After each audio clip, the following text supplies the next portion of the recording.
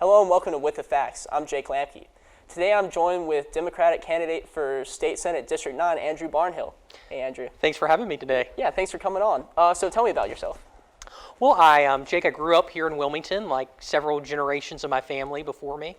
I first started getting involved in politics, actually, probably around your age, maybe a little bit younger. I actually hosted a television show similar to this, and so I started talking to folks who were involved in politics, that were elected officials, and it sort of drew me into that. Then when I went away to school, I started to have kind of these growing interests in two different areas. The one in politics and in the legal side of things, and the other in religion. So I went on to graduate school and law school in those areas. And throughout all that time and thereafter, I worked in a variety of sectors. I worked in the consulting world. I worked at a multinational law firm. But I also worked at a hospital as a trauma chaplain, helping people in times of crisis or in times of need. And I think through all of those experiences I had, both directly on the political side and kind of the service sector side, I learned what it's like to solve problems and to greet people as they are and to bring to the table really a variety of skills that has been helpful to me in politics today. But through this time, through the past several years, I started watching North Carolina even closer than I had before. And what I found was that my home state, that for so long had been kind of this beacon of progress in the South, went to being a state that I no longer recognized.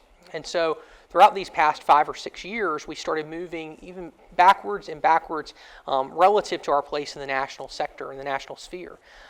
And so a couple of years ago, I started kind of getting drawn back into politics and encouraged to run for this seat. And this is where we are, a few days out for the election. Okay, very nice. Yeah. So what would you say is like the most pressing issue that you want to address? Yeah.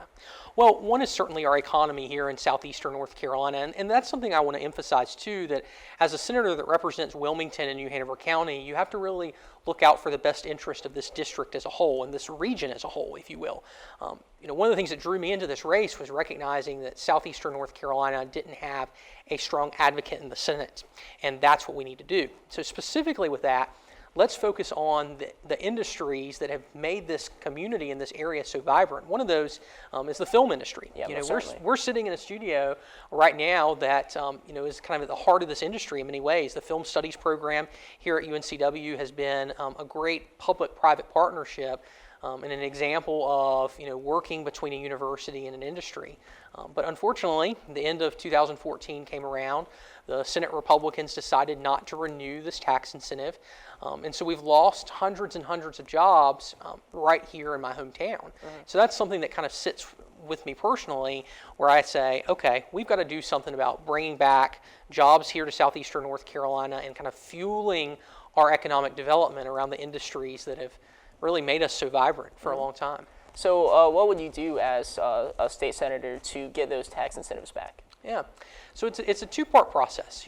Several months back I would have told people, well, it's a process of working with Republicans in our Democratic caucus to convince members from parts of the state that aren't impacted by this, the need for this incentive, not just for Wilmington, but for Charlotte and Winston-Salem, all the communities where there is film production.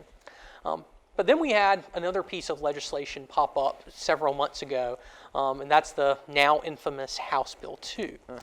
And most of your television and movie production industry leaders would tell you that in order to make significant change and in order to bring back the production industry, you've got to not only bring these incentives back to the table, you've also got to repeal HB 2. And so there's kind of a two-pronged strategy that we would have to approach. How do we go about kind of reviving the image that you were talking about for North Carolina after the passage of HB 2 and how that's like kind of spurred in national debate? How do we come back to where we're at? That's a good question, Jake, because I think there's the economic part of this. If you've seen my TV ads, you've seen us mention how we've lost nearly $400 million worth of jobs in the area.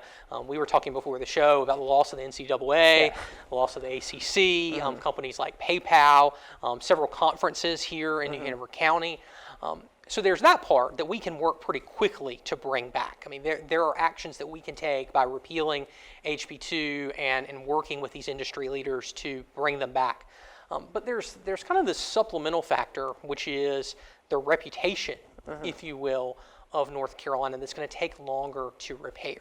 Because if you think about it, people from other states hear about this bill, they hear the negative stigma associated with the state, and that's not going to change overnight. It's going to take, legislative leaders and industry leaders standing up for North Carolina and saying, no, those aren't the sort of values that North Carolinians have.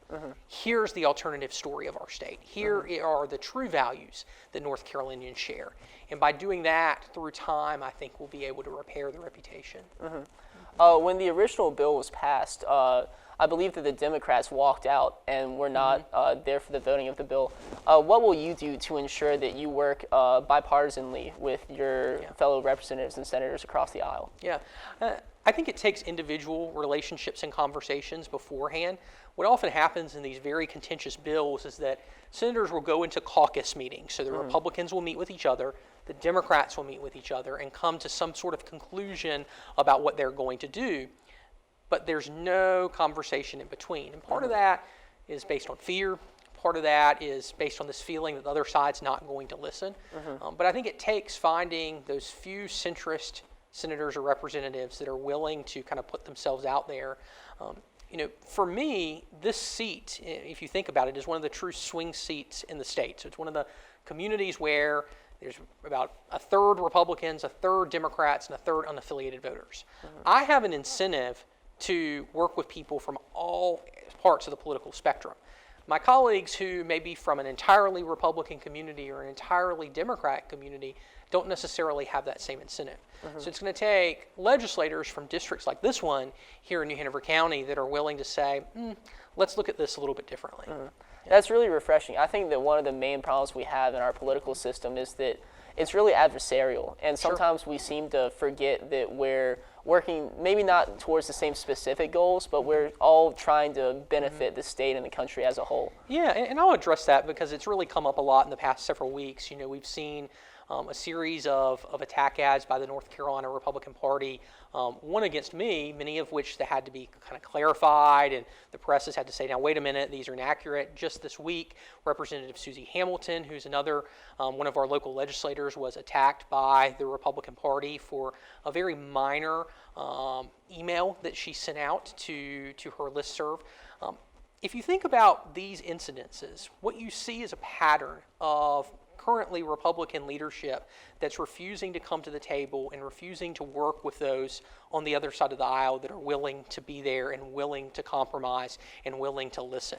And so I think for us to move forward as a state, it's not just going to take picking up a couple of Democratic seats in the General Assembly.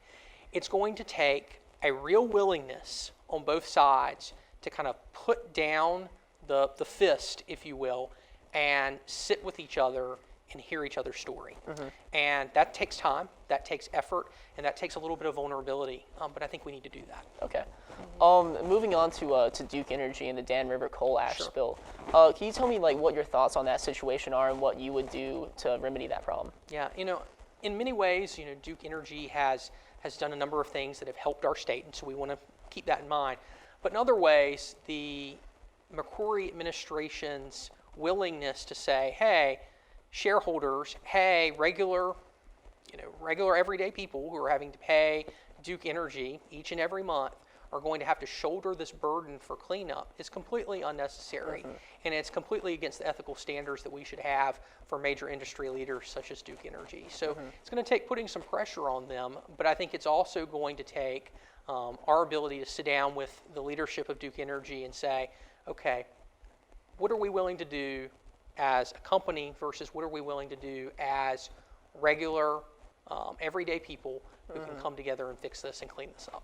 Most certainly. One last question, because I know that you're a busy man and you need to get out of here. What is the one issue that you think isn't being talked about enough that you still think is really important? Yeah, I think it's the direction of our state in terms of what we're doing with this great public education system. Now, you've heard us talk in this campaign through television ads, through debates and conversations about spending or teacher pay at the K-12 level. What you haven't heard us talk about a lot is the way that we are going to support through our resources, through our state funding, this great university system as well as our community college system. At the end of the day, when everything else is put out on the table, the thing that has made North Carolina so successful and such a vibrant attractor of new industry across the country is the system. Okay?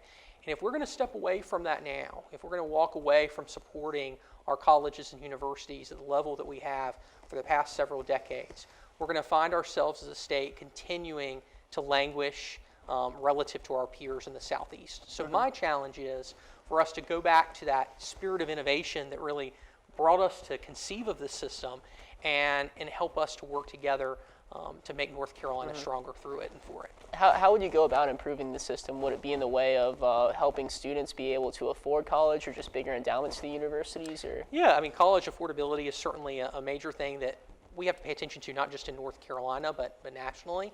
But we also have to look at how we're supporting these institutions, attracting people to teach here, attracting people to conduct their research here, but also bringing in the sort of top-notch leadership from the academic world all across the country to strengthen the system. Awesome. Well, so before I let you go, is there anything else particularly that you'd like to touch on or anything? Well, no, but I'm thankful for you having me and appreciative of what you're doing here. Yeah, I appreciate you coming out. Thank you, Andrew. All right, thanks so much, Jake. Again, I was talking with Andrew Barnhill, Democratic candidate for District 9 State Senate. Again, this has been With the Facts. I'm Jake Lampke. Thank you very much for watching.